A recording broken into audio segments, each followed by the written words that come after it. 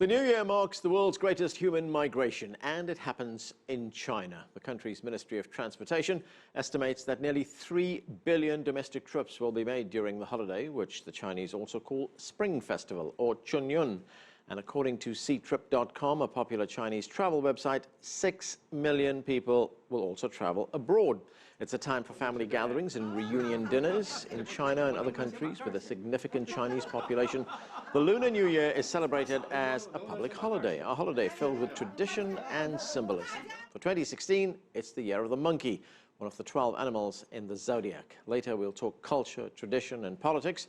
Among our guests, the person People magazine once called the most famous woman in China and the first Chinese-American woman elected to the U.S. Congress.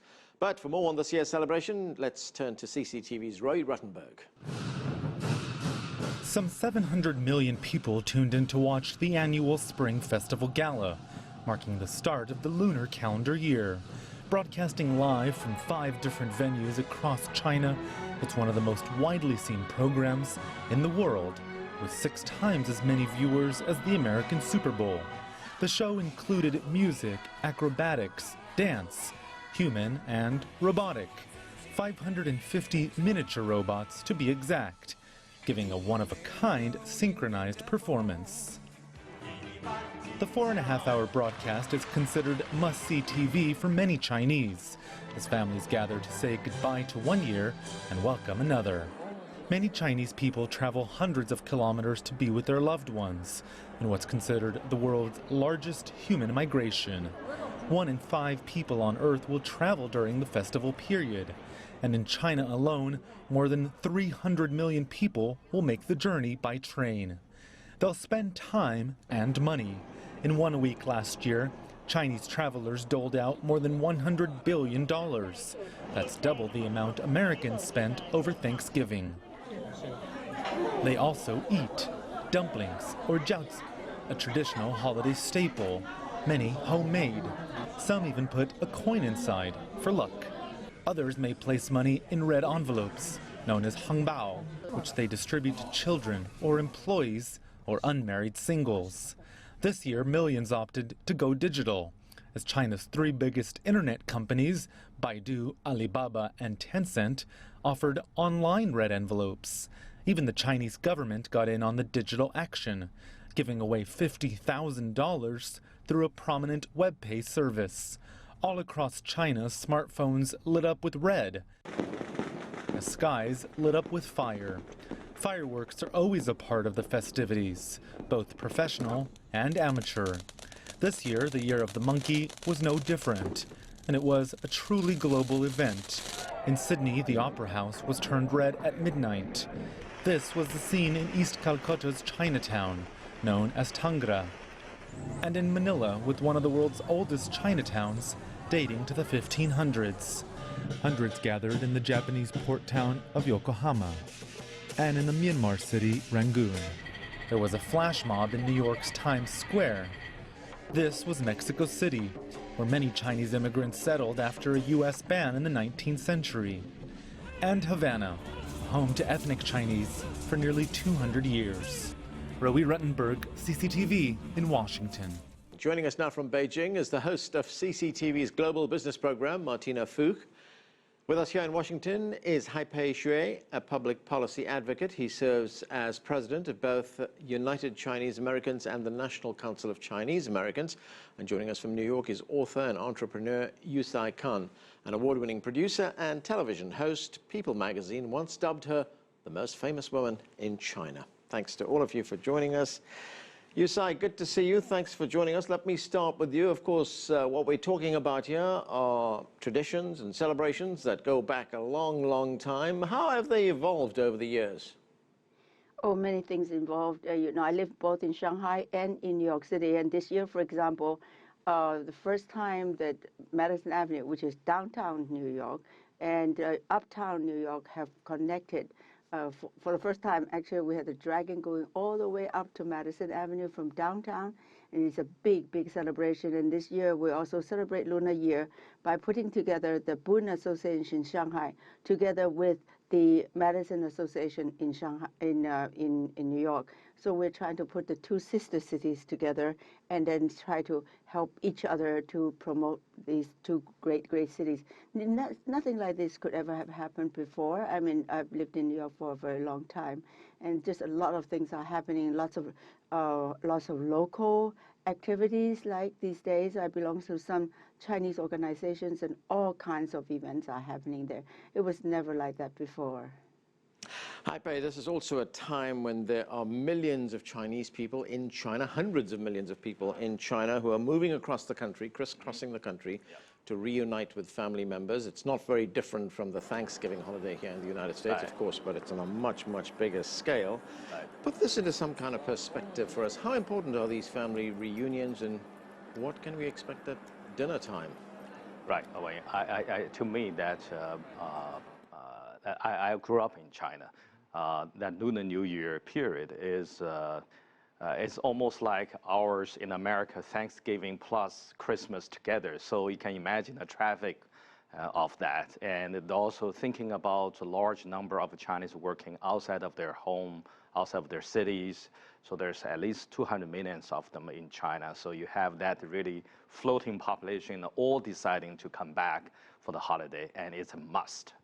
So that created quite a phenomenon in China, and of course headache too, but mostly a happy moment. And China is so large, and southern China, northern China, or southwest China, they all has a little bit variations towards that main theme, right? But I would say that predominantly making jiaozi together, the Chinese dumpling, is the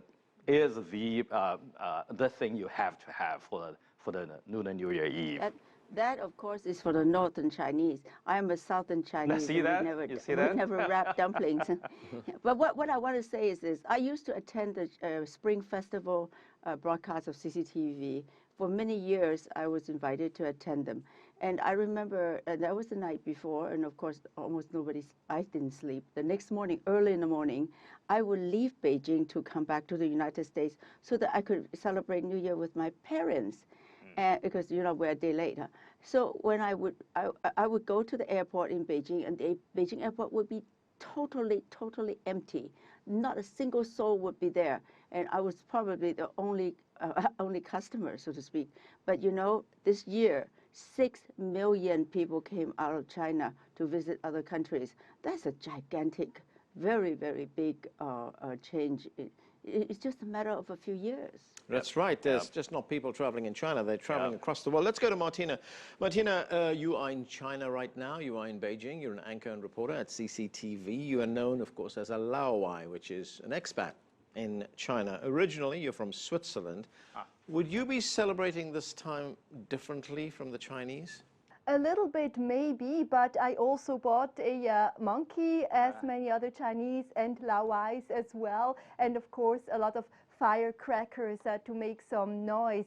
Now the foreigners, Laowais, just like me, most of them, they stayed in Beijing, a lot of friends of mine, just because the capital is empty at this moment with all the people leaving the city. The sky is clear and blue outside without smog, less cars on the streets, so everybody is trying to take advantage. A lot of people, myself included, went to tourist spots. I went to the Summer Palace just outside of Beijing, for example, just to go for a stroll, enjoy the atmosphere there, to the temple fairs, of course.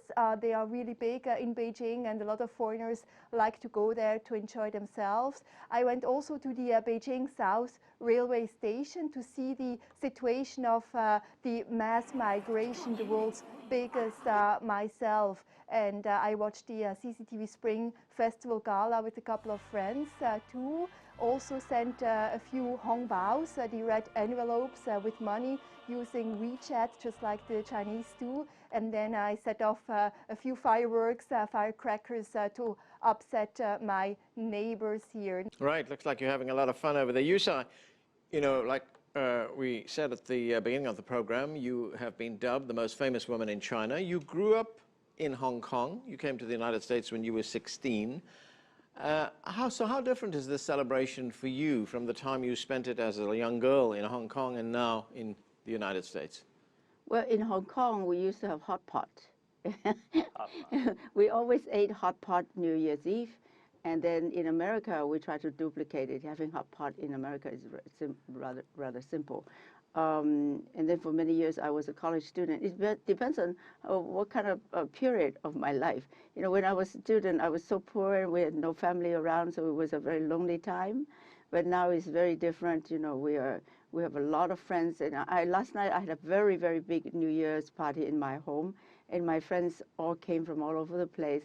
And it was a wonderful, joyous thing. And you know, even the school, you know, on Chinese New Year in New York are suspended. It's a holiday now. Do you know that?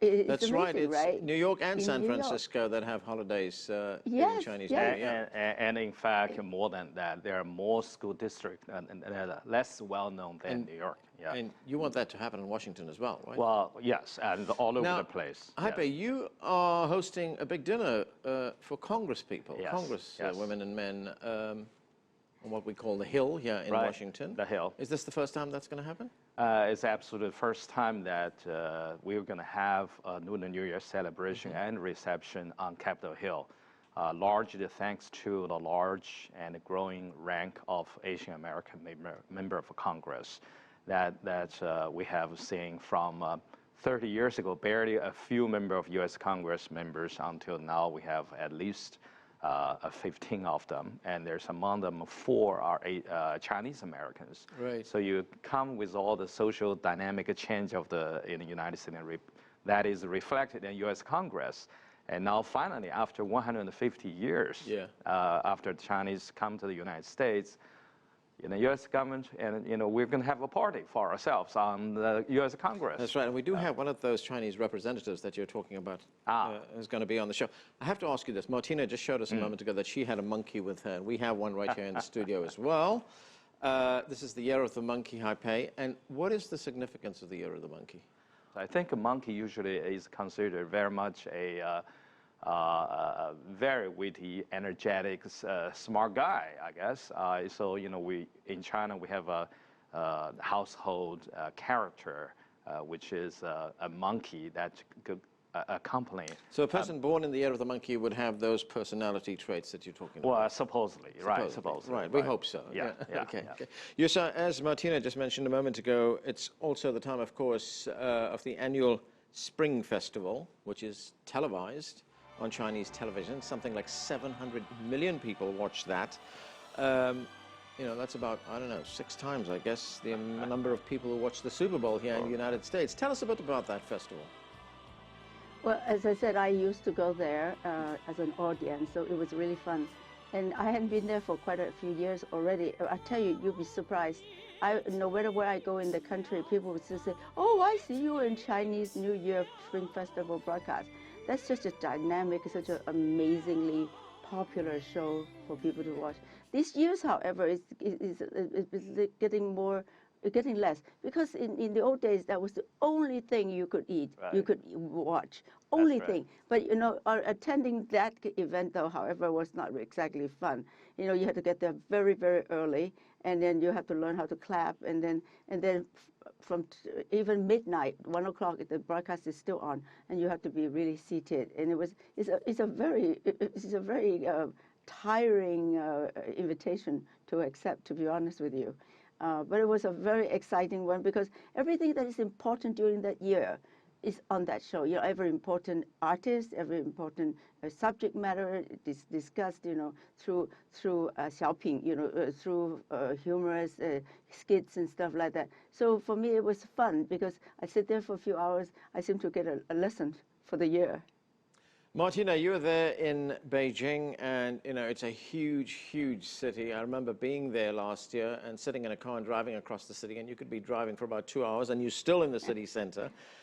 You have a festival like this, which takes place over a relatively long time, 7 days. So what happens in a place like Beijing? Does it just grind to a halt during this period?